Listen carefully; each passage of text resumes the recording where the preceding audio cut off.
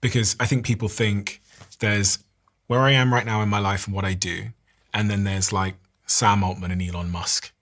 And I'm one or the other. But actually, what I'm seeing as an employer who's we probably employ, I'd say 20 people a month at current rate. We're hiring 20 more people a month, is increasingly on our culture test when we're screening who the right candidates are, we're looking for some kind of evidence that they're playing or messing around with AI. Yeah. And one of my team members she was trying to figure out how to get 100 different documents to synthesize and understand the data within these documents.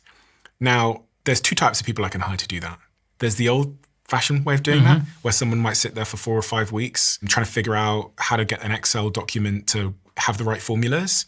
And then there's her, who we hired, even though she doesn't have skills in that particular thing, she has no experience in it.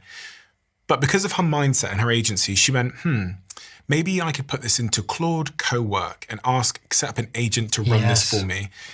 By the time dessert came, she pulled her laptop over to me and showed it to me. And she goes, Stephen, I've ran all those hundreds of documents into this file, and I can see the sentiment on every single post you've made on every single social platform, including every LinkedIn post you've made over the last couple of years.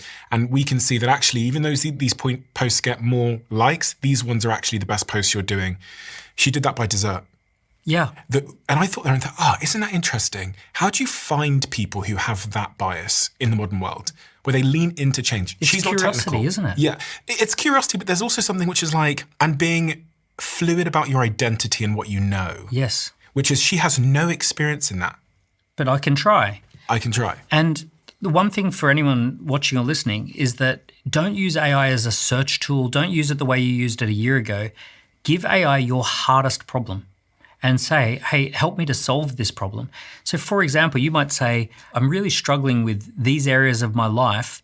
Here's all the data, here's all the information, here's the PDF documents, here's the backstory.